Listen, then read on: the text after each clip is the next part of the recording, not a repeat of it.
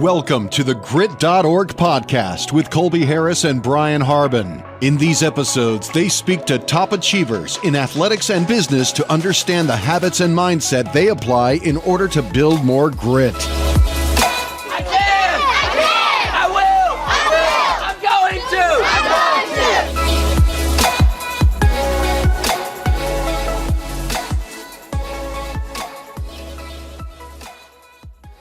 All right, welcome back to the Grit.org podcast. My name's Colby Harris, and today we have a very, very exciting episode. I am in Orlando, Florida, with legendary wakeboarder, I hate to say it, but social media influencer, even entrepreneur. Okay. Ambassador. Yeah. Maybe a better word. Put a little spin on it. Okay. People don't love that word that much anymore, but nonetheless, Steele Lafferty is taking a year to make this happen. So Steele, appreciate you making the time, man. Yeah, dude, of course. Your whole thing just flipped. You just went right into it. Like, your whole demeanor went into it. It is cool. That's cool to see. Yeah, You're good at this. You know, it's funny. Well, I hear from people, they're like, hey, man, we'll do the normal thing. I don't know if you saw the interview with Deion Sanders with the guy interviewing him. He's like, no, go back to your normal voice. He's like, he can't do it. Right, you know? right. So for me, it's been a acquired thing. And, you know, No, like good. that guy Good. Sutton show, Yeah. he's all, no, I don't know if he's But like that's that how all he the is time. all the time. Would Yeah. make sense. There's some people that just are just wild all the time. You're like, okay, I can spend an hour with you max. And then people that can turn it on. And I just saw you turn it on. I like that. Yeah. That's great, baby. Well, yeah, it's been a journey now. Like I said, it's like 33rd episode, but we're super stoked to make this happen, dude. Like, I think I should go ahead and lay it out there about our history together a little bit. Yeah. So back in the day, actually, Steele's mom, Mary Jean, and my mom were sorority sisters at KKG. Not only sorority sisters, but my mom was a little sister to your mom. Your mom really? was my mom's big sister. So they're even Didn't more know that. connected. They got plans to hang out next weekend. Oh, It's really? kind of funny.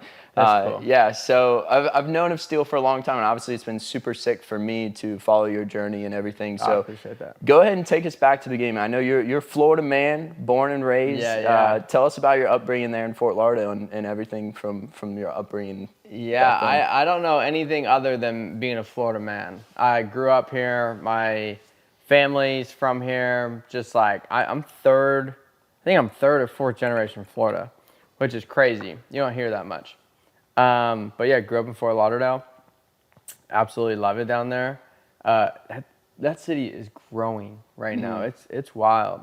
But yeah, it's just an outdoor, good weather, always doing some activity area. And that's how my family was, and that's how, I grew up. Like, we didn't have cell phones. We didn't have iPads. We didn't have really much on TV either. So, like, we were out in the streets, playing, like, either street hockey or football or soccer in the street, right? And then cars would come by, you'd pull the equipment aside, and then come back out. Like, that was our fun growing up, and, like, all the way even through high school, like, basketball, everything. Like, I don't think the iPhone came out until, like, when did iPhone come out? 07 maybe? Oh, maybe 07? It's something like that. 07 or 08? Yeah, I was like so 5 I was years like, old, so. I was sophomore year of high school. Really? Yeah, so like we didn't like know that stuff. So we were just always just like Good old days. making our own fun, right? Yeah. That's how it was. So yeah. Yeah, and I love that too because, I was raised in Highlands, North Carolina from about 4 to 10 years old. And I remember my brother Chase got the iPhone 4 or something when it came out. Right. But we had a GameCube, like back in the day. Like, I feel like because... I had GameCube. Right, like because I have older brothers, GameCube. one of them, Chase being 26, like I feel super lucky. Like I grew up watching Saved by the Bell and like Yeah. Everybody Hates Chris and like these classic shows from late 90s, early 2000s that like even people that are maybe a year, 2 years younger than me have no idea what I'm talking about. Right, yeah. So classic shows for sure. And tell me a little bit about sports. Like you said, like you always were active. You just got here from a golf tournament today.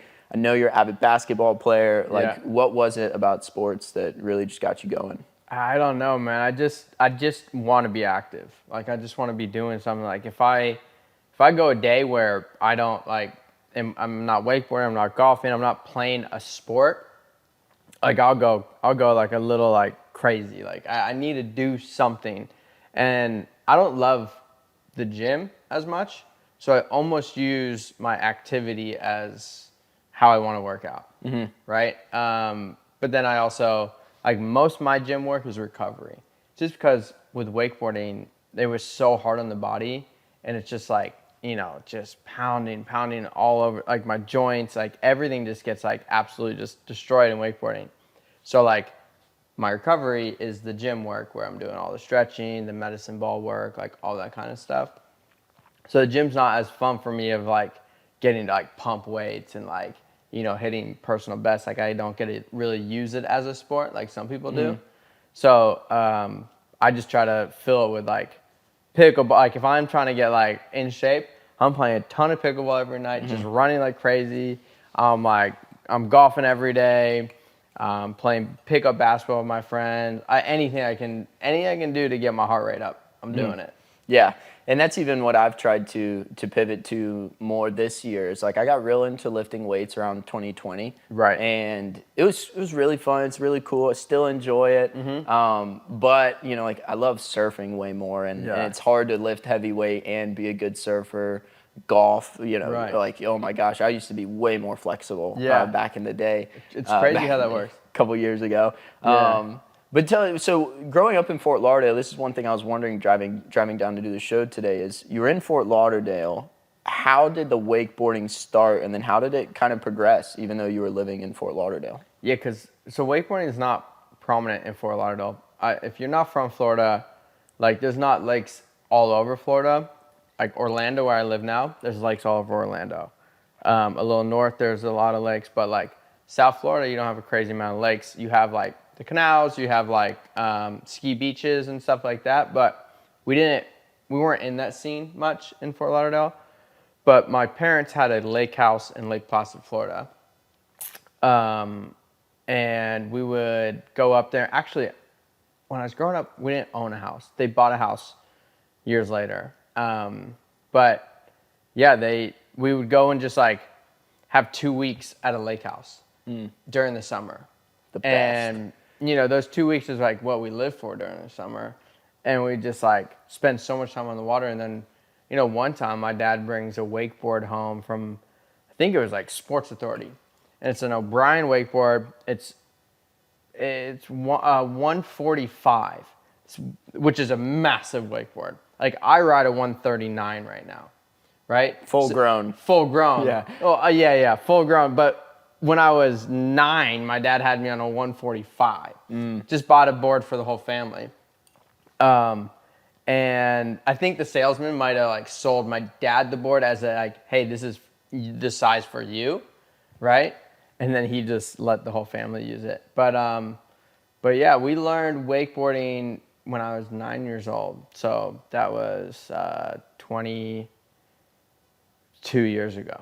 Right, so that was great. 2001. Wow. When we learned it. Yeah. So my mom was the first one to figure out how to get up, and she rode it sideways the whole time, like butter sliding. Oh, that's crazy. Yeah. And just like my mom was like, "This sucks." Lucky she didn't Like, catch this is rail, bro. terrible, If she would have right? caught her front rail, first She's time. an athlete too. So she like figured it out, and I was just like riding it sideways, and my dad was like, "Yeah, this is not fun." But then my dad like found a DVD that came with the wakeboard, and we threw it in there, and there was a bunch of pro riders on it, and we were like, "Whoa, they're riding it parallel," which makes way more sense. And they're doing all these flips and stuff. Like that's crazy. We didn't even think that was possible. So then I learned it with my brothers, and I don't really remember like learning how to wakeboard. The big thing I remember was when I was 10 years old. You know, we're all trying to get good at wakeboarding. And like there's like some friends on the lake as well.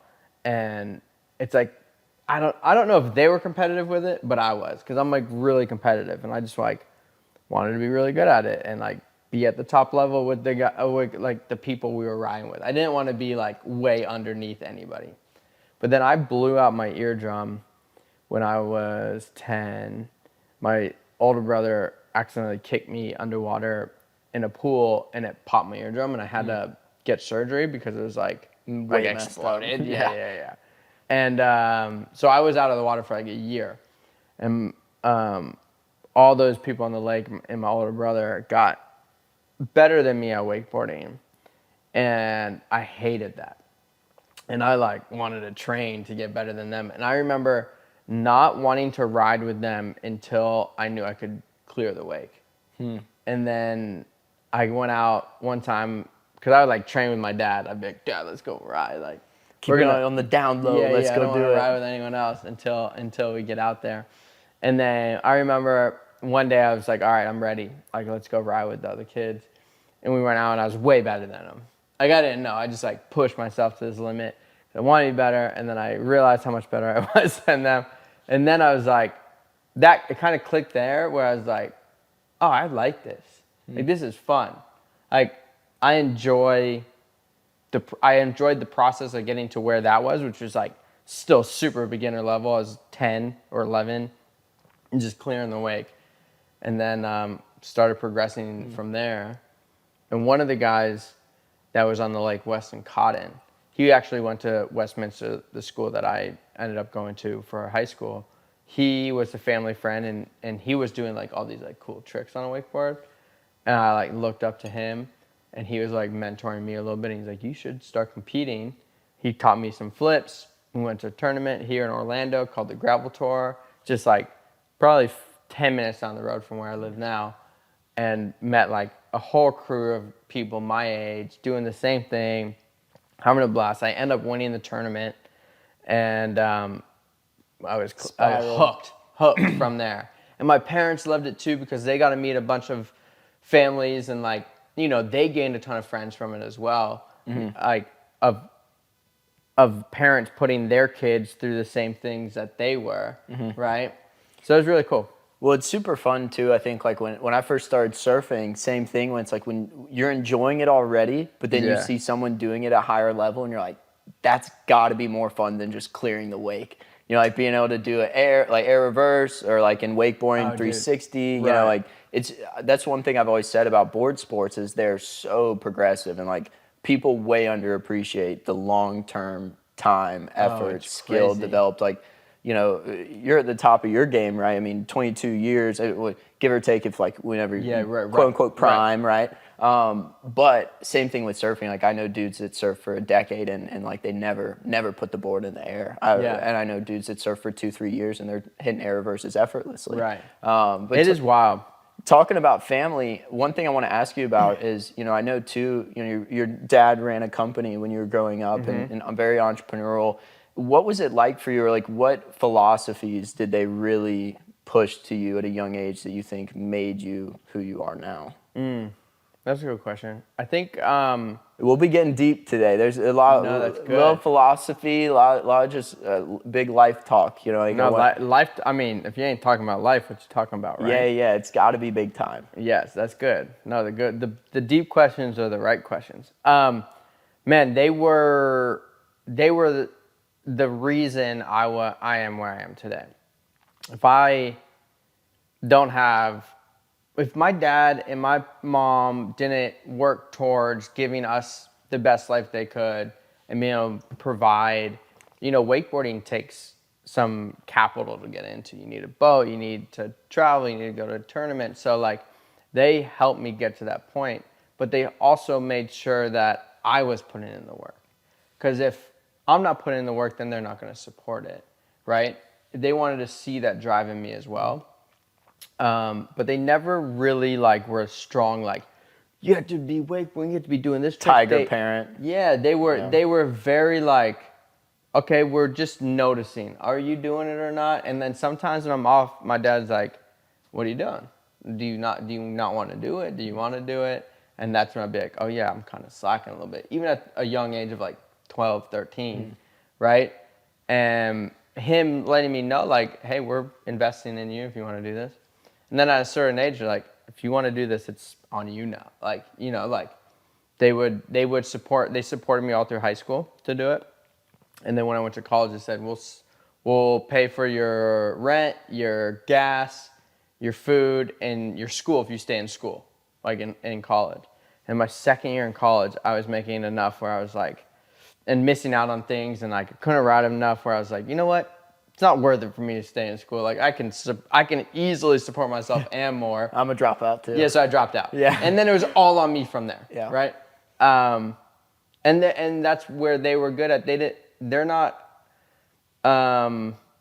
gonna just hand me everything and say, that's not how my dad or my mom was raised. You had to earn your keep. Earn it all. But luckily enough, I was in a situation where they were able to put me in a situation to succeed as well. Not everybody gets that. And that's one thing I always harp on, like in Jacksonville, there's a lot of big private schools and stuff. And I know plenty of people that, no one's really hurting for money, right? But I also, with our camp, we run a sponsorship program. So like kids that can't afford camp can come to camp. So I see both sides. And I always say to kids, I'm like, the opportunity you have to have parents that support you, not only like emotionally, but when they can support you financially, it's literally the opportunity of a lifetime. Oh, it's incredible. To have that. And I love that philosophy too from your parents of like having to earn it, because some people just get it and they're like, try this, try that, try all this stuff. Like, how much do you need? It's like, no, if you want it, you decide, earn your keep, right? And like, we're going to keep up with you throughout the process. Yeah. And they were like that with all of us, right? Whatever because I have two brothers, whatever any of us wanted to do, they would gauge our interest and in our determination, and they were really good at it. And they were like, if you really want to do it, we will support you through it to a point. You know what I mean? Yeah. And then you got to make sure you can make it on your own.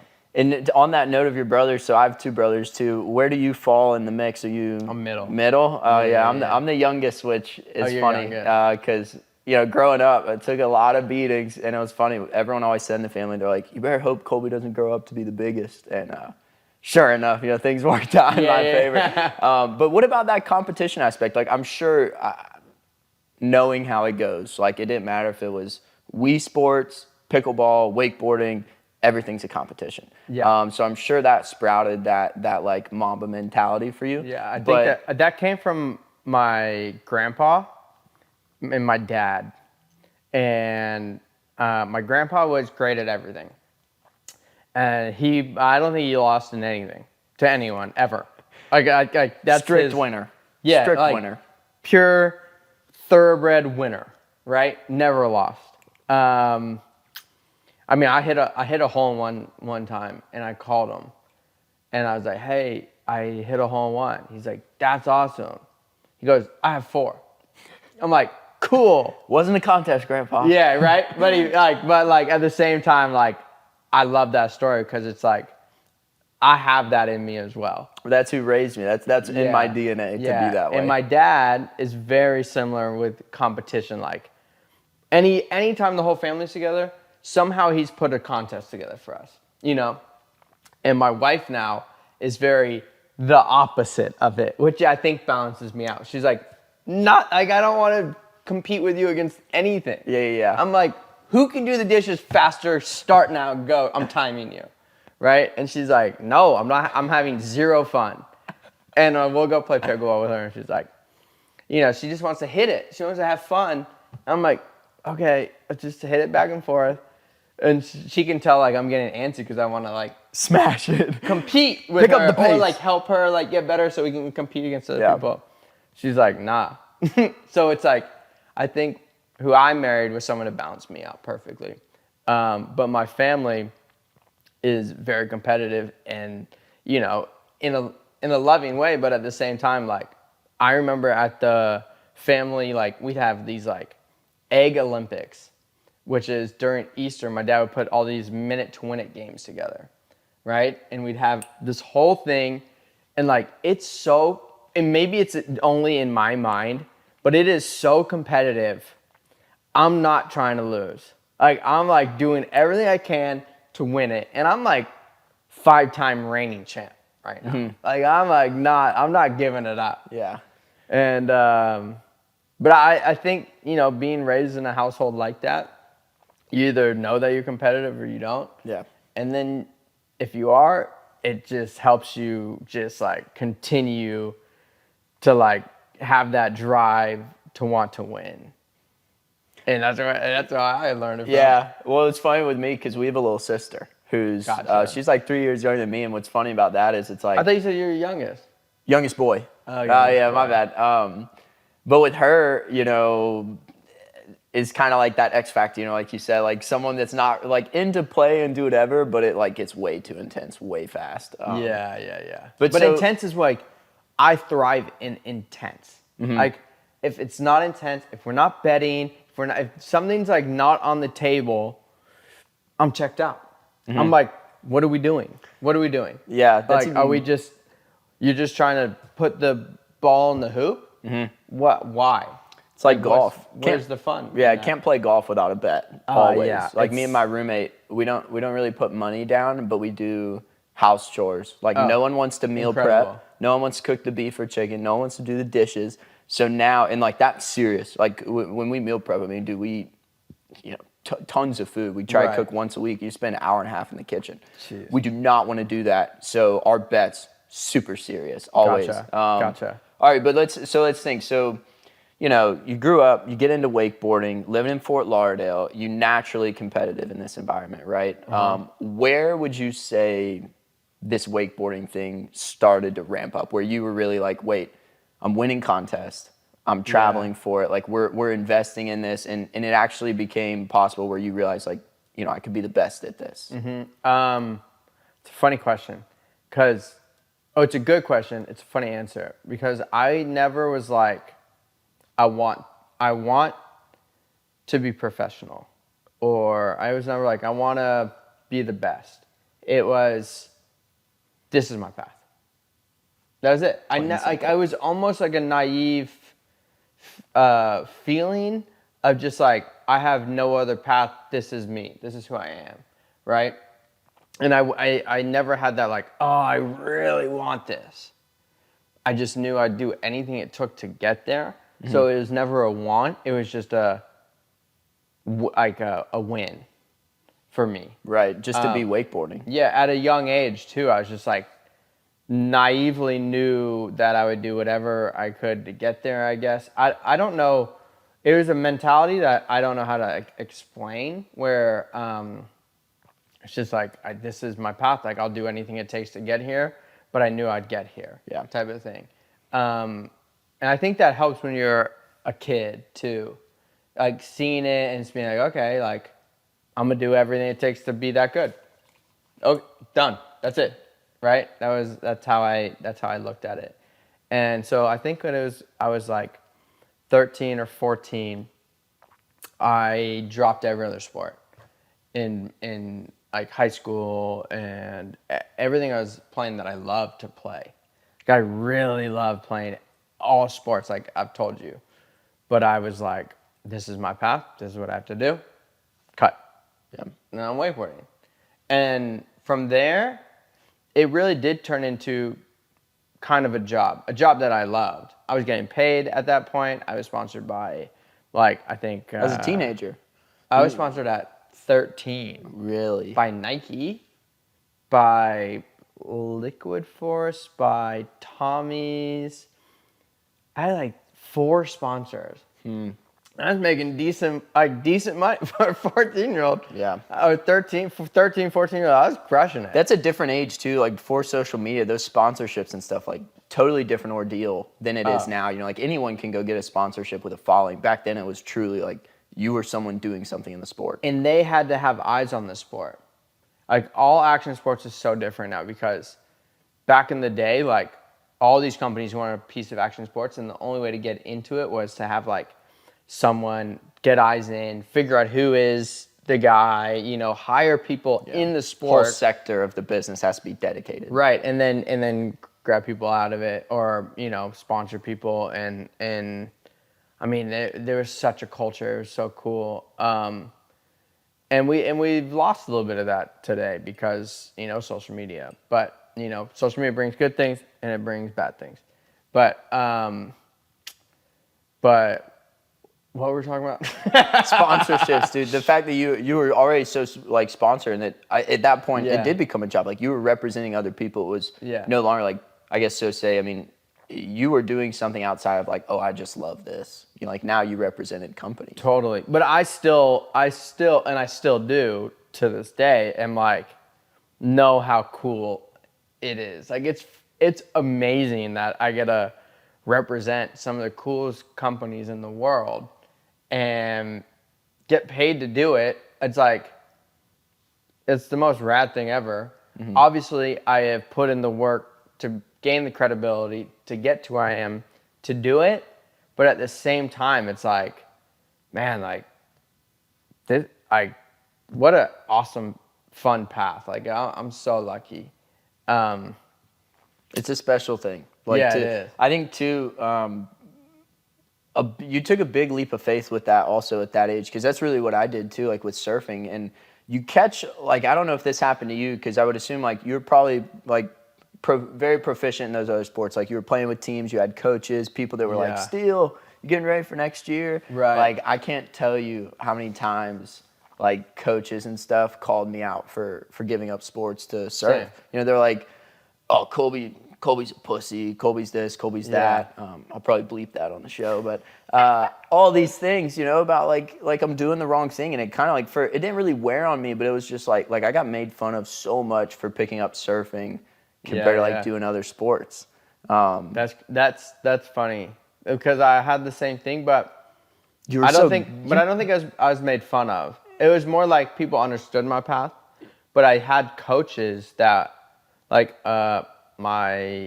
played 1 year of high school football in my like sophomore or junior year, because I just was like, you know, I was competing at an incredibly high level in wakeboarding, and I was like, I want to compete in football. Like I want to know what could have been, type of thing, because I was fast. I ran a 4.3.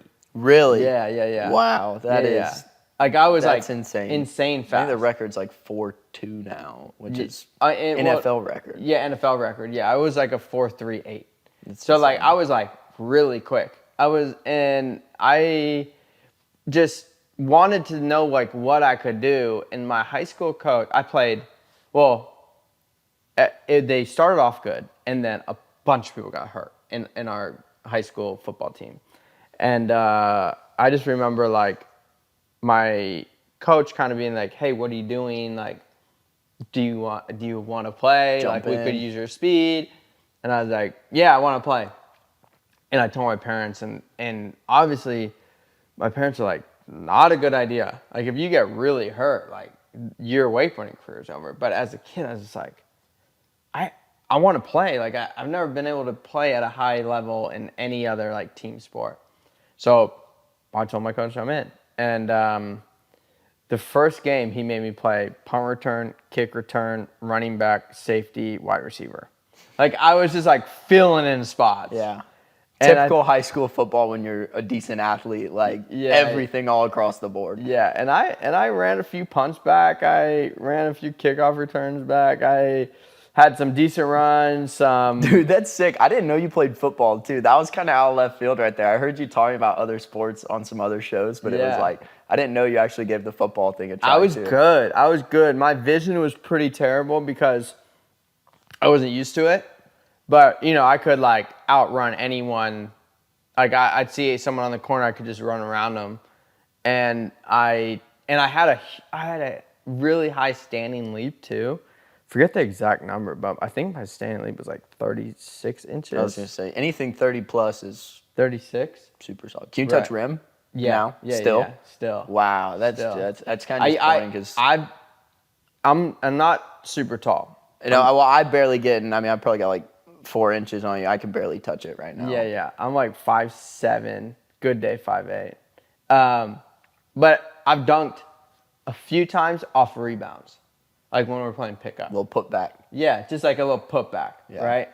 And so yeah, I'm genetically gifted in that way, but I also think wakeboarding helped in that way too, because it's such an explosive like sport where you have to like everything is within a second of hitting that weight and getting, you know, kicked up. And I was also really known for going really big on a wakeboard too. So I just like I don't know, I had something in my legs, still do. Got the bounce. Right, got the bounce. Yeah.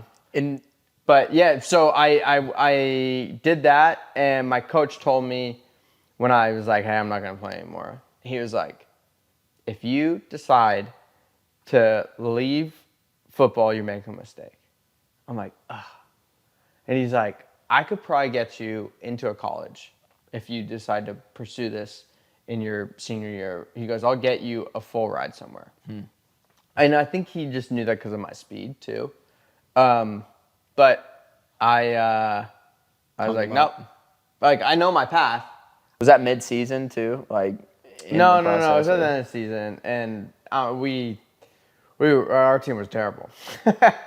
I had to play four or five positions, and I've never played football competitively and a team ever, and they made me play 5 positions. So we weren't a great team, but our starting running back went down, our starting QB went down. So it was at the end of the season. I just like, hey, I'm out, and I just told my coach, like, this ain't my path. Like, my path is wakeboarding, and I know it, and it's which way I'm going.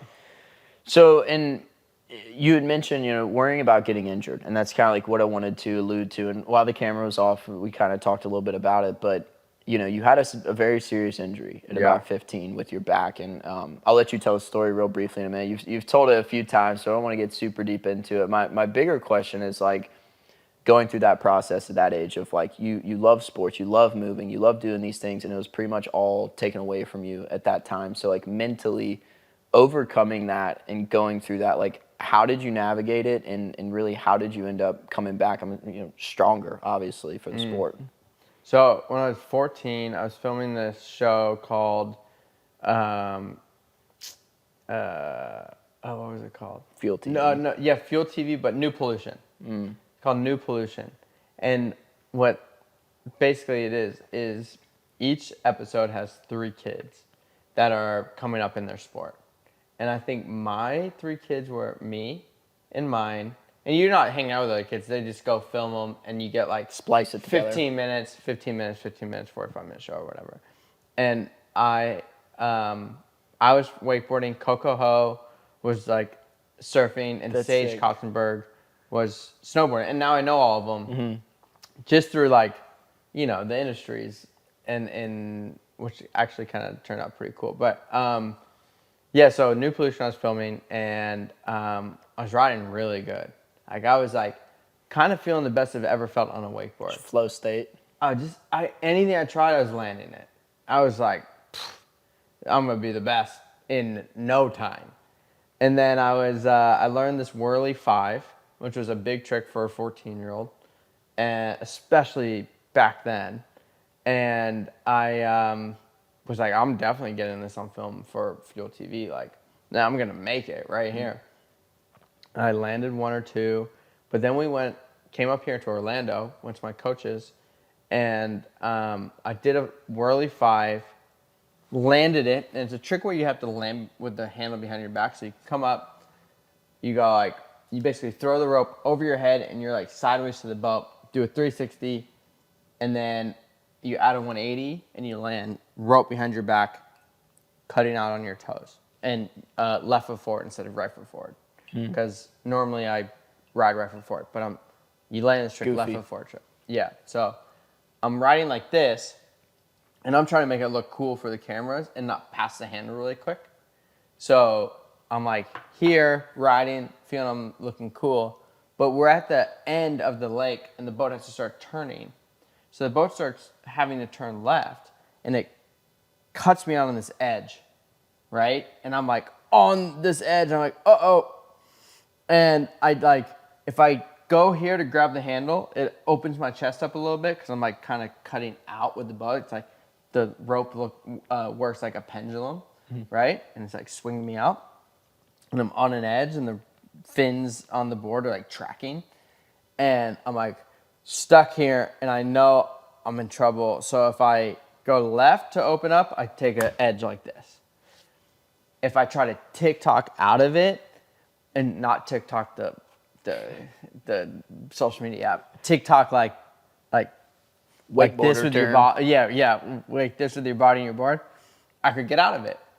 So I tried TikTok out of it, but my fins catch, and I just back edge, just completely black out. Like, I got knocked out, right? Fully knocked out, but it was like a quick knockout. Like, it was like out for 5 seconds, come to, and just like get to the surface, and I can barely move. Like, I'm like, every muscle in my body is so tight that I thought I paralyzed myself.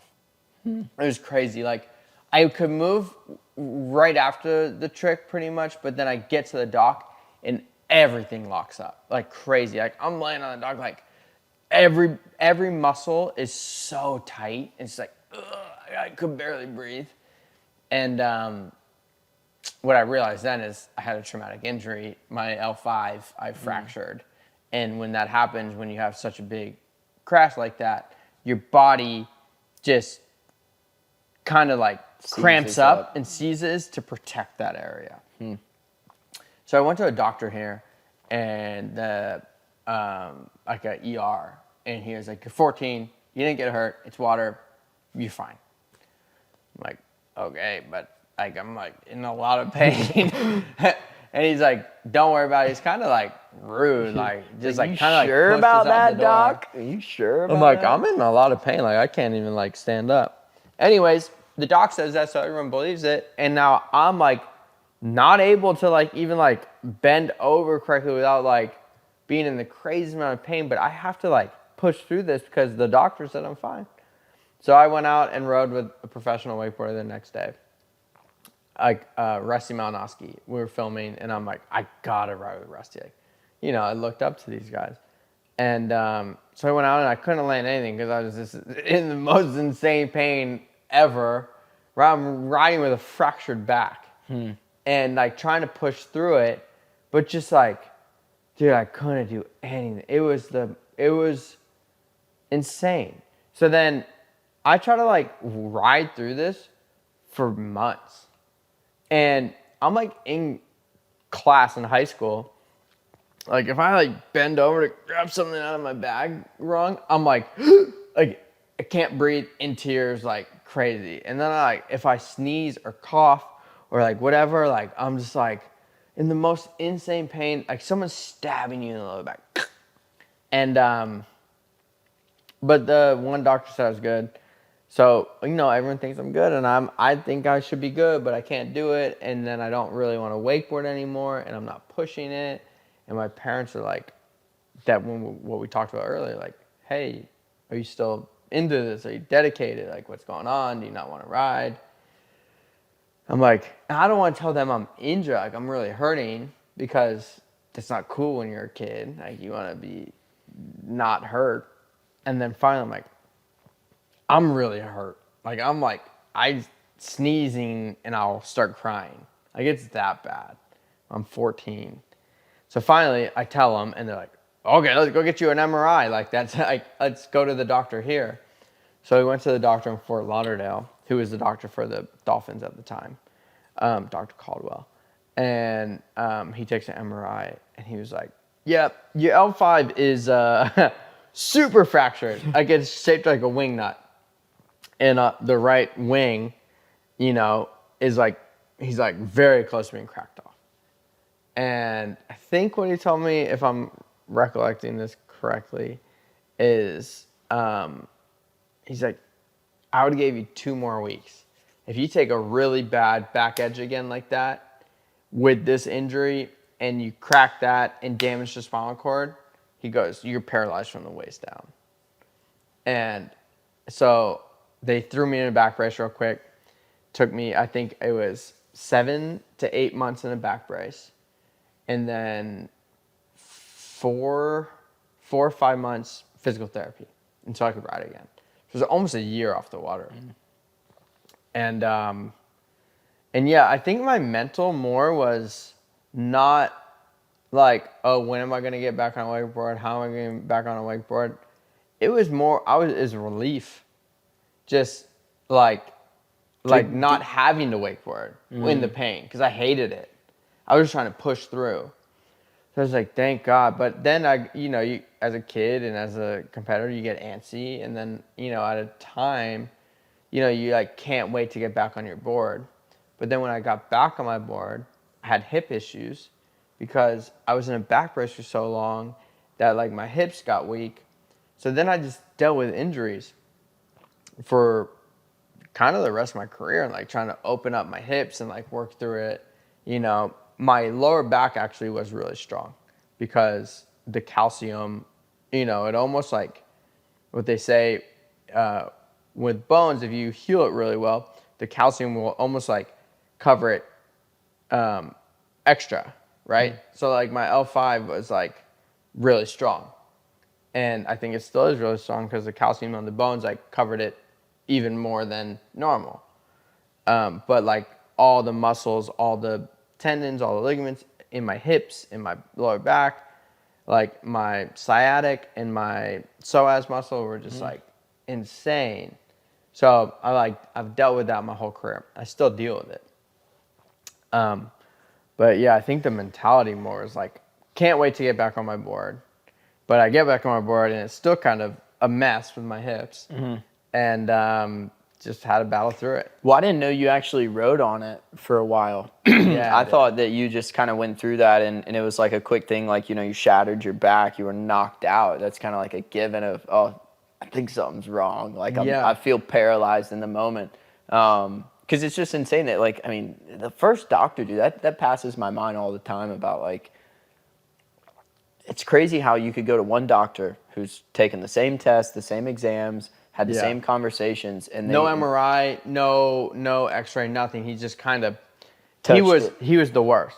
Like I don't remember his name.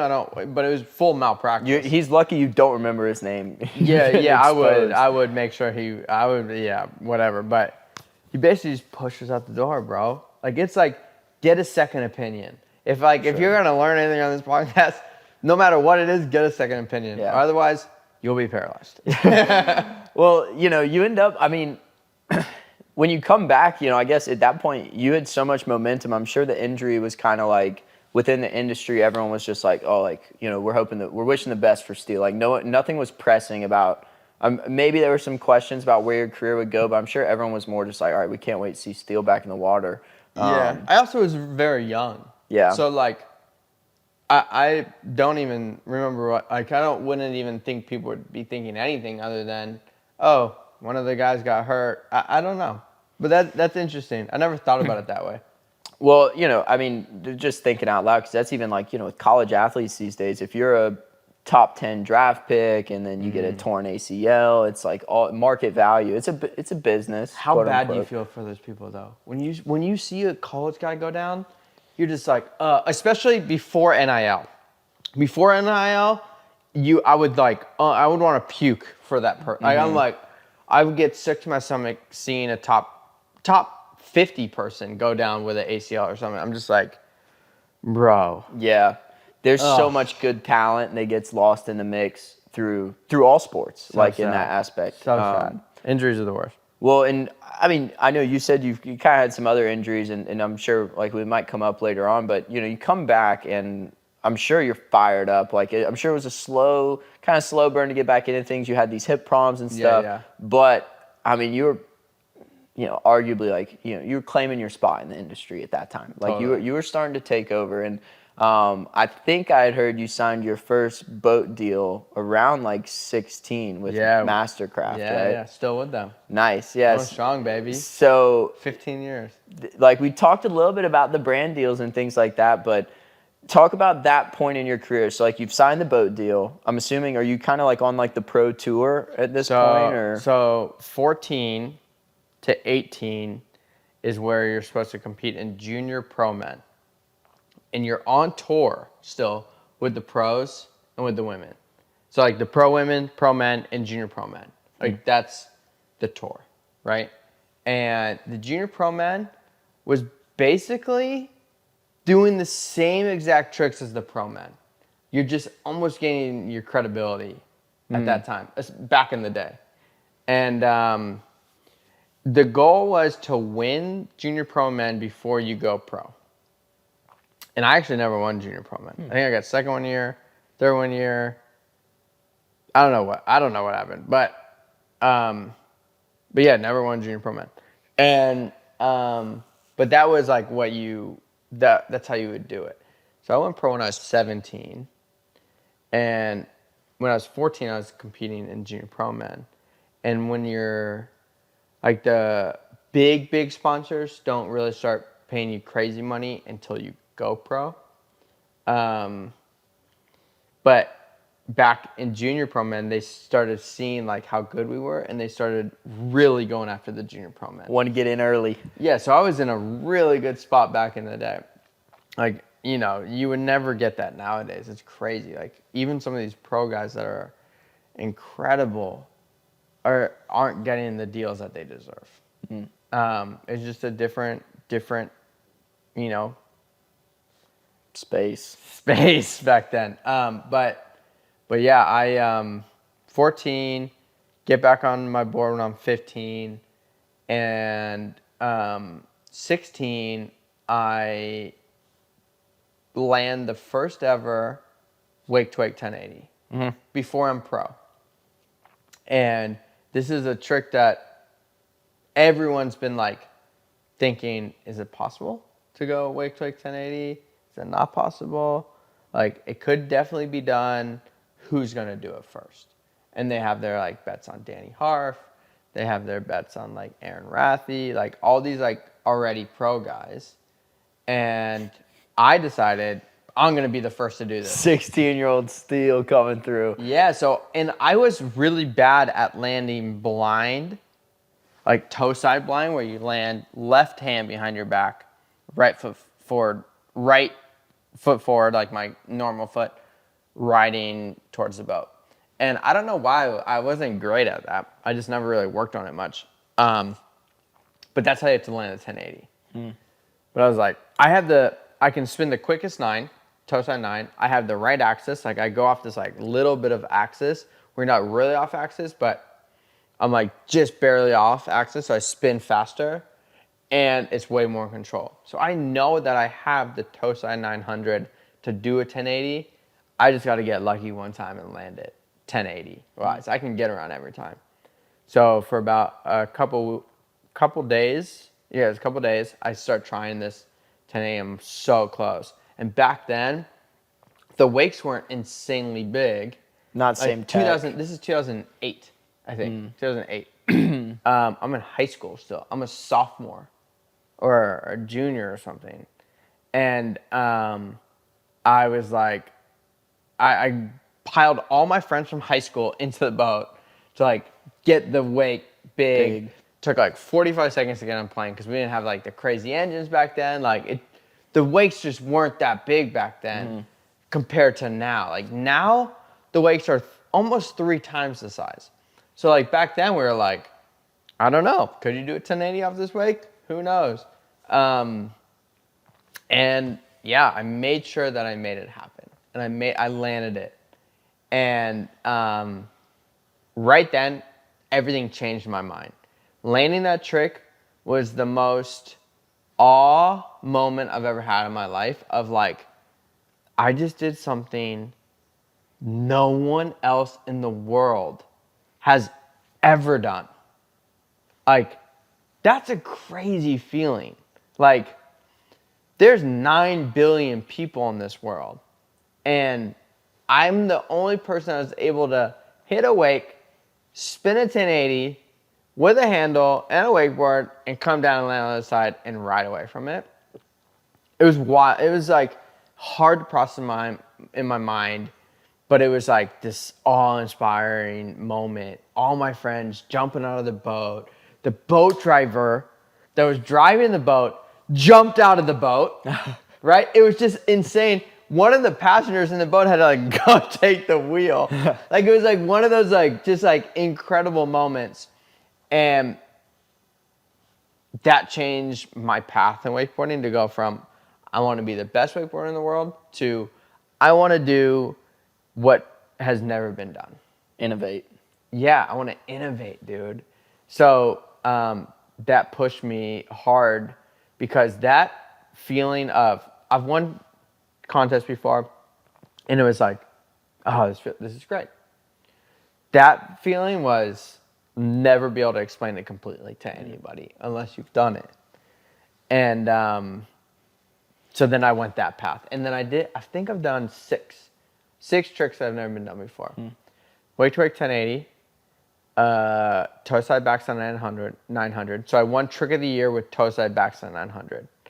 and then I won Trick of the Year with double mute mob or double Indy tantrum line. I don't know which one they gave it to me for, but I did both of them in the same year.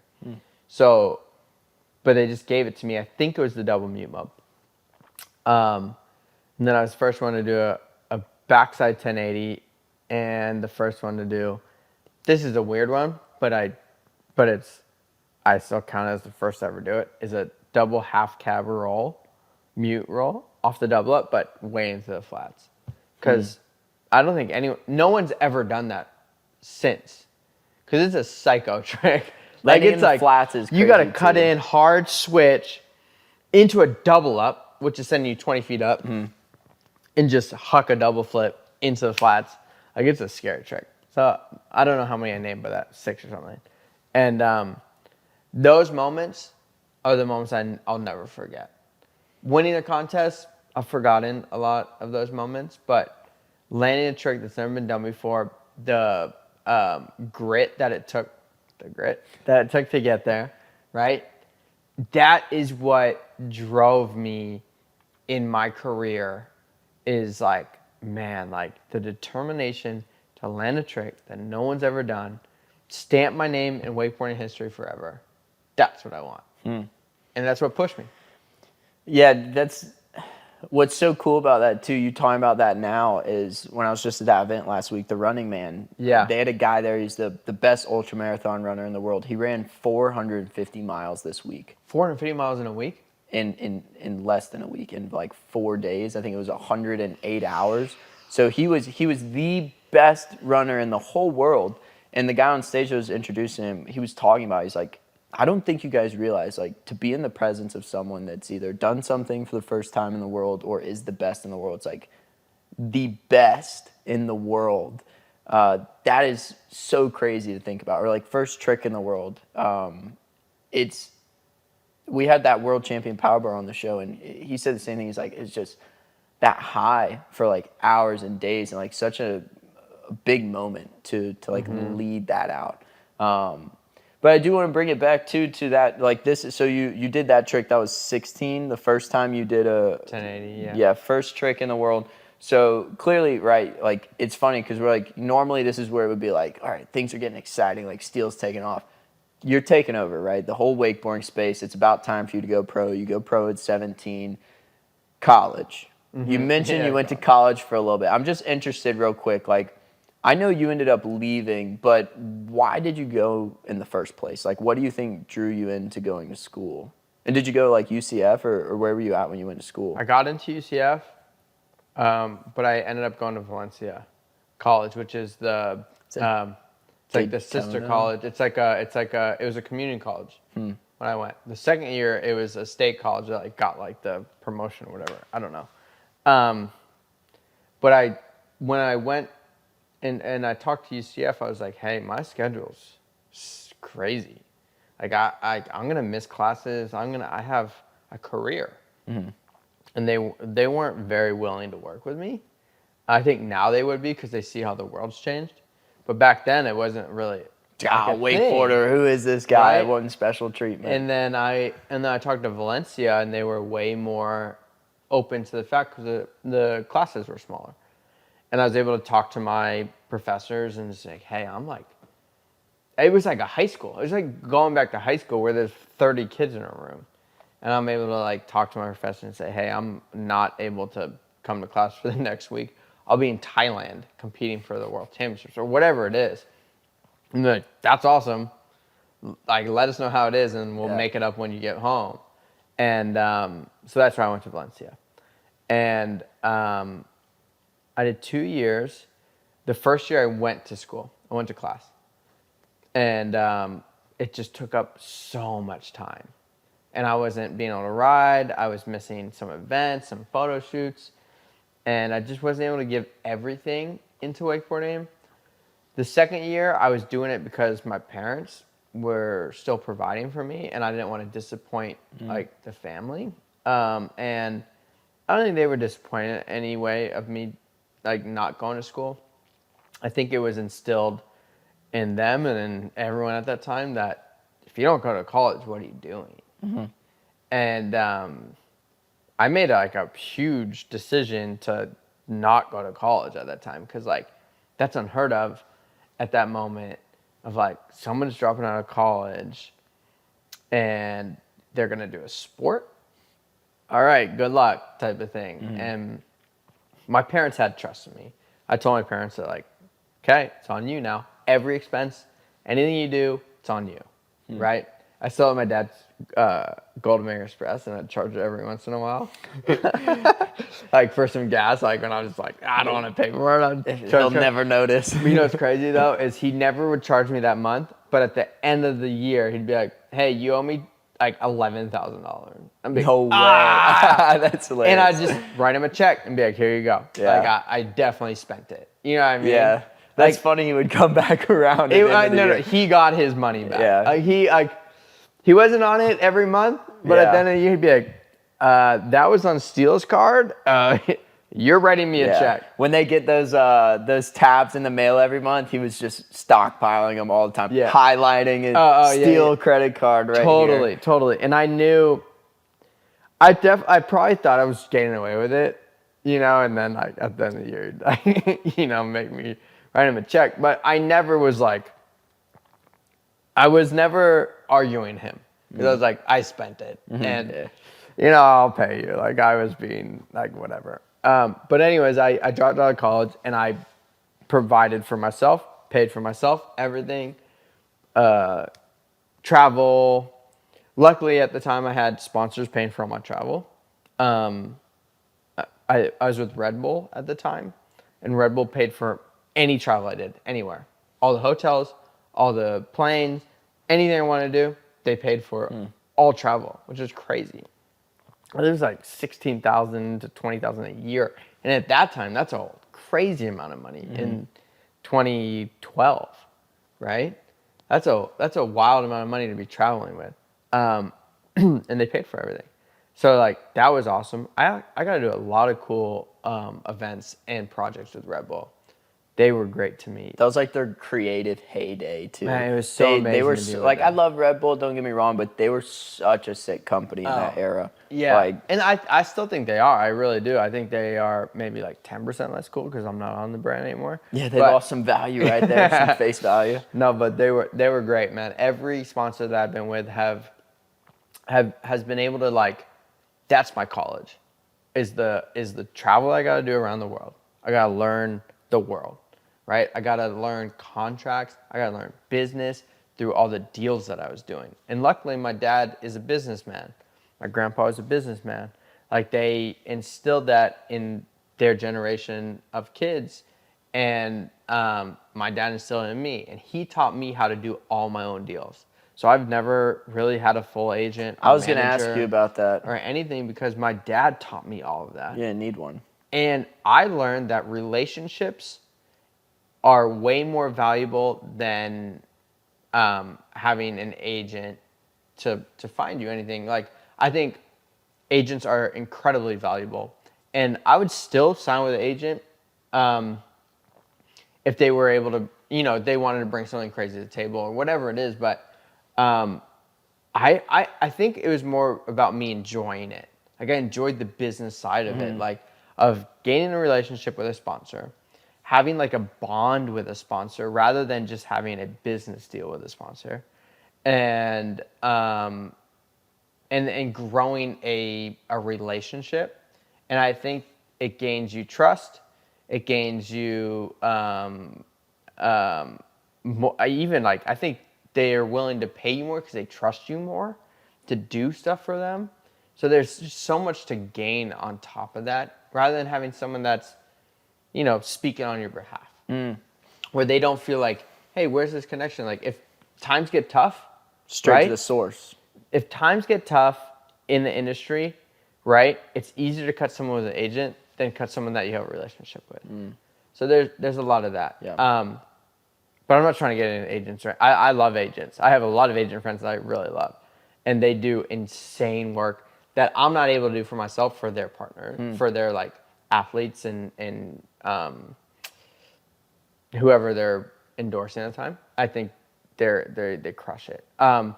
But Yeah, I just thought that was my college. Was I learned the world through traveling it and doing sponsorship deals and being able to work with some of the most incredible companies in the world. Like I got to work with Red Bull for 9 years. I got to work with Nike for 9 years. I got to work with small companies for a long time to see how they were building, right? I got to get all this insight and knowledge to learn, man. And it is so cool. And then they're sending me contracts, and my dad's making me read all of them. He's like, read them, or pay a lawyer to read them if you have the money to pay a lawyer, and then still read them. You know what I mean? He's like making me make sure that all the deals make sense, right? And I thought that was really cool because that made me very savvy in this world and understanding where my value is and how to create more value and how to, hold a relationship with a business partner where someone's paying me, but we also are friends and have a relationship. Like how to manage that. Like college, I think, and high school definitely doesn't teach you any of that. I don't know about college because I didn't do the full curriculum or the full thing about it teaching you that. But man, like money was on the line, things were on the line. I'm It's not opportunity cost. I'm not even thinking about my wakeboarding tricks at the time. I'm just thinking about like what's a good business deal. Yeah. Right. Well, it's cool. Even when I decided to drop out, I didn't even make it that far. I only did 1 semester, so it's funny. Even my girlfriend's like, "Colby, you're not even a dropout. Like, don't even call yourself a dropout. You didn't go long enough." Dude, you didn't do college? You did one semester. 1 semester. You're a dropout. Thank you. That's what I say. I appreciate Dropouts, that. baby. They want to say you can't call yourself dropout. I'm like, but that's got to be a chapter in the book. You're a dropout for sure. Well, I tell everyone it's for me. What else would you be? If you don't go to college, what are you? You never went to college, I guess. Yeah, I guess you didn't drop out, but you're just I take dropout. I take dropout, dude. You're dropout. That was long enough. I paid for the classes. I went to college, right? Dropout. Yeah. I was in geology, and I'll never forget just like having like meetings and podcasts and like trying to push the envelope in the business and being like, the fuck do I need to know about rocks for the rest of my life? Like, I don't need to know about rocks for anything. So I was fed up. I dropped out. But one thing that you really kind of brought up right there, talking about, okay, so not only are you wakeboarding. Wait. I want to talk about college for a second because I don't want to discourage people from going to college. Let's hear it. Because I do believe in college. I think that some people have a path that doesn't need college and they are able to do it without college. I think some people have a path that college is what creates their path for them. And I think college is a great thing. Like my little brother went to college and crushed it. And now he has an incredible job, went that route, but he would never have got that route without college. Right. So I'm not saying don't go to college. Dropouting, that's a verb now. Dropouting is the best thing to do. But I'm just saying, like, for some people, college isn't the way, and it might put you in debt. And if you're able to create a path outside of that, do it and make your money. But if you feel like you need that extra 4 years, or you want to be a doctor or whatever it is, dude, college is amazing for that. Right. It's the same thing I've always talked about, like when I'm speaking at schools, is it's right for some people, 100%. It's great. And even if you don't know what you want to do, I say this all the time of like, again, if you're in a situation where your parents, they might want you to go to college, you don't know if you want to go, but you don't know what else you would do, go to college. Go to college. Take the time to learn to adult and live on your own, while in that environment where there's a bunch of other kids that are just kind of going through that same process. So like, although they're living on their own, it's new steps, everyone's just kind of vibing, like it's very low pressure. I feel like I think when people talk about college and like high pressure, high stakes at college, I'm like, for some degrees, don't get me wrong, extremely challenging. But for some, it's like, dude, you're in college right now. Like, go to class, learn, study, pass tests. You're gonna get by. right? Yeah. But college tests and like college pressure is real. Yeah. And like same with high school. Like some of the most like pressure I've ever felt in my life is like studying for a test.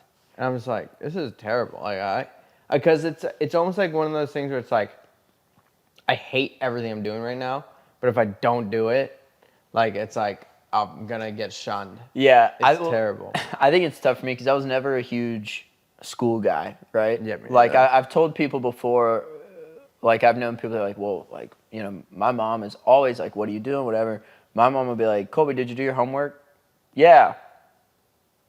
No, I didn't do my homework. Yeah, me and neither, she wouldn't like want to check it or anything, whatever. And I just think that like for my sister, even who's about to graduate high school next year, so she'll graduate 2024.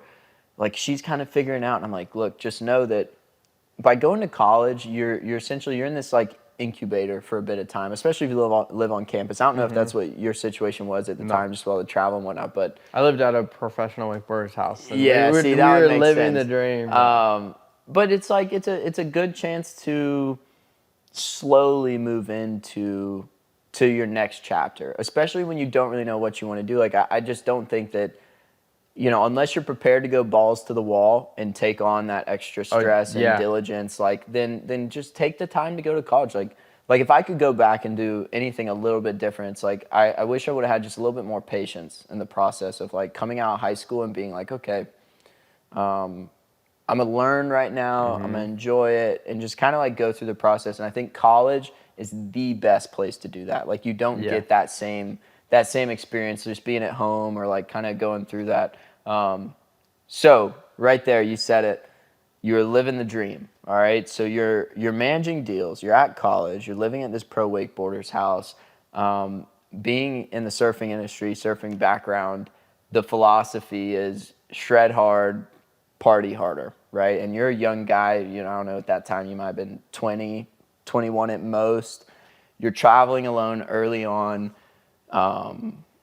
All these things, like you really just have kind of life in the palm of your hand. Tell me about navigating that while also like running your business as Steel Lafferty. It was hand in hand. I was just learning the world, wakeboarding at a top level, learning how to party with all my friends, and just being self-sufficient, man. Like you're either gonna not make it because you want to party too much, or you're gonna be able to handle it, or you're gonna be able to party as much as you want and handle it. And those are the unicorns, man. You see some people just absolutely get after it, and the next day you're just like, how are you not dead? Right? So I mean, you gotta just understand who you are and how to do it and how to get through it. Man, luckily I was raised in a family that taught me my morals, taught me where I stand, and I kind of found myself before. But I wanted to learn the world and figure it out, and yeah, man, I did my fair share of partying, figuring out, hey, this you can go to this level, but it's gonna hurt you in this level. Yeah. So I had a very, very good balance of like, how to stay very top level at my sport and also have fun. So we're gonna kind of move things along here. I mean, we could do this all night. We're eventually probably gonna have to squeeze in like a part 2 at some point. So I want to fast forward, right? Like, so now you've been on the scene for years. Like, we'll move up to let's call it like kind of like maybe even just the last like 5 years, and then social media takes over the game, and I think that's maybe where we should start. Like clearly, we talked a lot about your wakeboarding accomplishments already. Like being it with you. Did you ever? I know you won a national title. Is there a higher rank than national title in the wakeboarding World space? champ. I've never world champ. You remember when I was like, I was really competitive when I won everything, and then I went the whole like landing new tricks route, and so like I pushed competition hard. But it was never my goal was to win everything. It was more so, what could I do that has never been done before. So I was definitely a competitive wakeboarder, but I never won a world championship. I was like, I won a tour, I won the X Games throwdown with Mashcraft. That's where I did like 2 tricks that had never been done before in a contest. Like, I didn't win a crazy amount of things. It was more so of what I was able to do on a wakeboard. Yeah. And that's where I thrived. Well, just like you said, I mean, it's stamping your name in the history books for sure. Like Yeah. when you do it that way, I mean, it's like Julius Erving with the skyhook. Right. Right? You know what I mean? Yeah. Like a trademark. They're like, I don't even know if that guy won a championship. I think he Who might cares? have, but it doesn't matter, right? That's not what you think cares? of.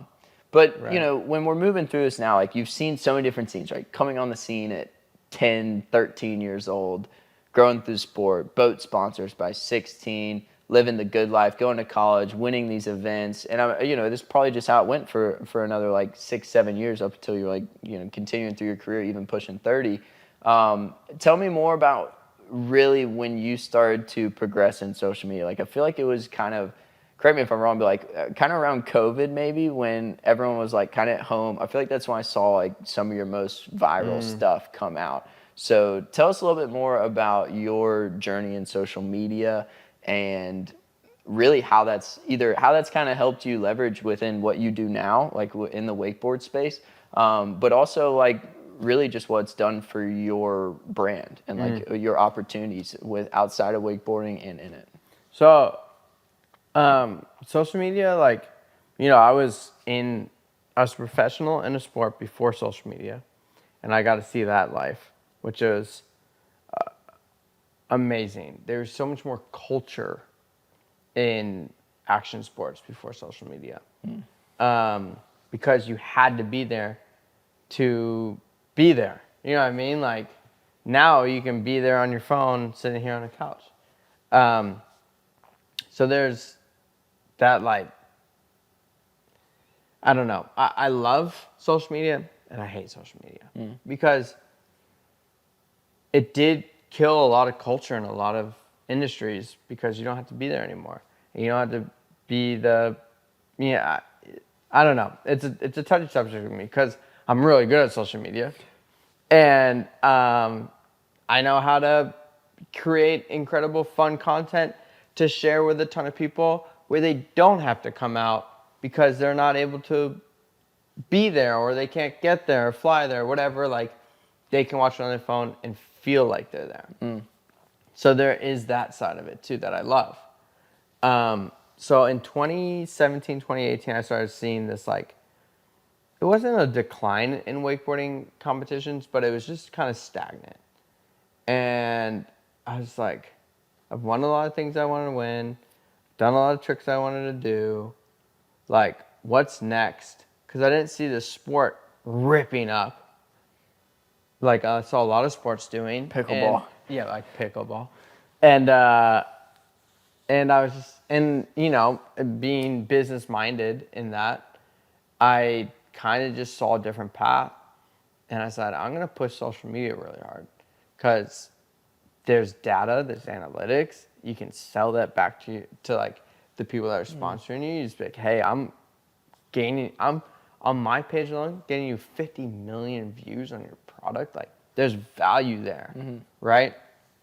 So I pushed social hard, and at the time, a lot of the other athletes, not like my friends or some of like the OGs that were good, but just like other people in the industry that didn't understand what I was doing and made fun of it, or not like made fun of it, but was just like, I don't know if it was like a bitter or just like what is he doing, or like so stupid or whatever it is.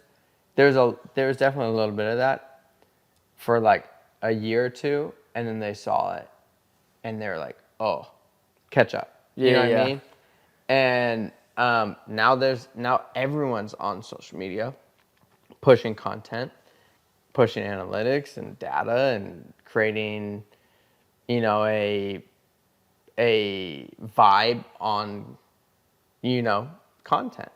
So like I decided that I wanted to create a page where people would watch what I do and want to wakeboard. So it wasn't really about me being like, oh, I want to just like make more money. It was more where it's like, I just see an opportunity to get more people into the sport. Bring attention to it. Yeah. And if I can get 1 million people to see a video of me doing something fun behind the boat, how good would that be for the sport? Yeah. You know what I mean?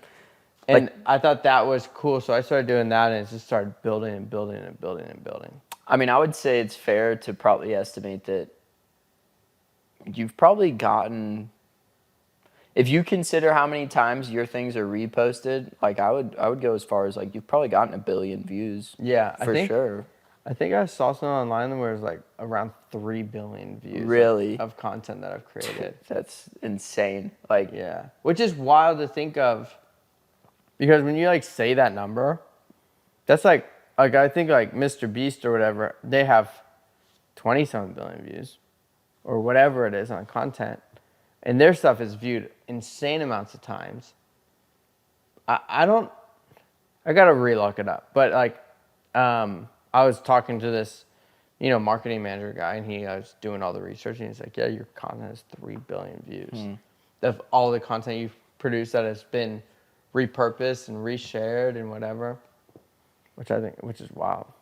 On that note, so are you completely like self-operated on the social media side of things? Like, have you ever sat down with someone to be like, hey man, I want to take my content game up a notch? Like, what would Fully you do? Self-operated. Yeah. Really? I've talked to some people and been like, hey, like, how do I grow here? Like, why is this stagnant or whatever? Yeah. And they've helped me like break through like the algorithm, whatever. And it's like, oh, you need to post more reels, or you need to do this, or you need to do that. You know what I mean? Like, and they've helped me there.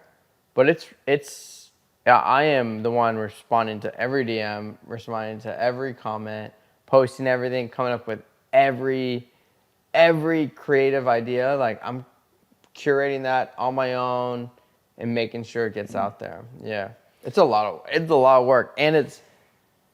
And I post it, like, imagine your work being put on blast. Every time you like finish an email or finish whatever it is, it gets posted to everyone that follows you, and then they get to critique it or whatever it is, like, or like they get to see it, or they're like, oh, he's trying so hard. Like, there's a lot of that. Like, it's crazy. You gotta like find that line. I mean, I thought it was cool. Like, I've counted, because I mean, I don't get like crazy reposts and stuff, so I've counted up before, and I was stoked to see. I think I've gotten like about 2.5 million views now, like between the grit stuff and my personal stuff. But I'll never forget the first time I made a couple TikToks. They like, one of them did decent, maybe like 10, 15K.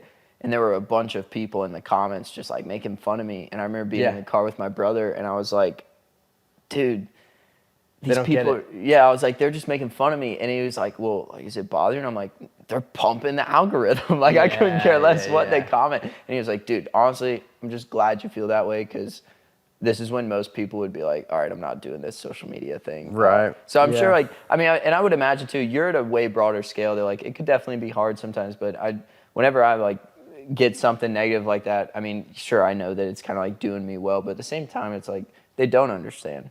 Like, most people don't when you're putting yourself out there like that. It's not the one-off comment that I get frustrated with. Like, if like someone like, just some random person was just like said something, it doesn't even faze me. I'm just like, okay. Like you don't get it, don't know you, we'll never meet you, doesn't matter. Thanks for pumping the algorithm. But it's when it's like someone that like or like someone that's in the industry, or someone that's like whatever, that's like constantly giving you shit, and you're just like, what? What do you, like, I don't even know you that well. Like, why are you coming at me like this type of thing? Like, you don't get it. Like, or like, they're like, think they have a say in something. Like, that's when you get frustrated. And that's when I get frustrated. Yeah. But really, the people that really matter in the sport all are super supportive of what I do. So that's all that matters. It's just like some people that are bitter, and that's okay. One of the best quotes I saw not too long ago said, if you have a problem with me, call me. If you don't have my number, you don't know me well enough to have a problem. Right. Like, that was just stuck it, because so many, I mean, especially at a younger age, and like you're older now, but I'm sure you remember, like, it's definitely hard when you're coming up to, of just opinions of others, and it's very different now on social media and stuff. Everyone has an opinion now. Yeah, and I think it's even worse that it's great for everyone to have an opinion, but not everyone needs to think their opinion matters like that much. It's like, Totally. we don't need to all get into this. Well, they have an opinion on you of what they see on the surface level. Right. Right? And then they might have got ticked off in a way where you didn't even mean it one way, but they just saw it some way different. Yeah. It's everything. Social media is surface. And you can get a little deeper if you really, like, truly are a fan of someone or, like, appreciate someone's work. Totally. But, like, if you're a hater on someone, I think it takes so much more effort to hate someone than to like someone. It's like, what are you doing? No, I totally agree. And I've just got 2 more questions for you, and then we're going to wrap things up. And we're going to have to make another one of these happen too. Like, I could go full Joe Rogan right now for 3 hours. Yeah. You've got I don't so know many, how long these ones go. I thought we were Joe Rogan-ing it. No, I mean, I 100% would. Camera's on 11 right now, which sucks. Okay. We'll rip through. Because I really would love to. But yeah, we're on a little trial run, so appreciate you being easy on me, because of course. we're just messing with it. But we were kind of talking, so this house we're at your house recording this episode, and like you've had this house for a number of years now, almost a decade. But board sports, you've grown your brand. I would imagine, like, being someone who's familiar with social media space, like, you do well for yourself. But I think really for someone who's in a similar position to you, or someone that's like starting to make money at a young age, like, clearly you've been very smart with it. Like, you're into investing in real estate. If you give one piece of advice to young people that are, whether they're making decent money, great money, bad money, what do you think everyone should try to do more of, or should pay attention to try to better set themselves up financially? Get what you're good at. Figure out how to make money on it, whatever it is. You can make money almost doing anything nowadays. And once you start doing that, be smart with your money. Invest into things that are going to make you money long term. And diversify. That's the biggest thing, is you just don't put everything into one basket. Like, get stock, get some real estate, get some crypto, get everything that you can, like, kind of like, that you believe in, that is able to get you returns. That's not just like Watches, if you know what you're doing. Yeah. Right? There's ways to make money on everything, but the market is crazy. So, like, even right now with the economy, like, no one knows what the economy is going to do. All the stocks could just fall out from under. But if you have some real estate, you have some assets, you'll be okay. There's a lot of, like, making sure that you're diversified in different places to make sure that you're set for the long run. Because as myself, I'm only going to make money. I started making money young, when I was 13, 14. But, my lifespan of making money with wakeboarding is only till you're like 35, 36 competitively. But I stopped competing a long time ago and have learned that, really not a long time ago. And I still compete a little bit. But I've learned that you can make money how you want to do it. So find value, create value, provide value, make money, diversify. And that's the way to do it, in my eyes. Quick follow-up to that one, because the big conversation right now is, like, invest in yourself, expand earning potential, or, like, you have your long-term investments. You started making money at a young age. Your parents are savvy, right? Like, I would assume they were, like, really helping you out through that process.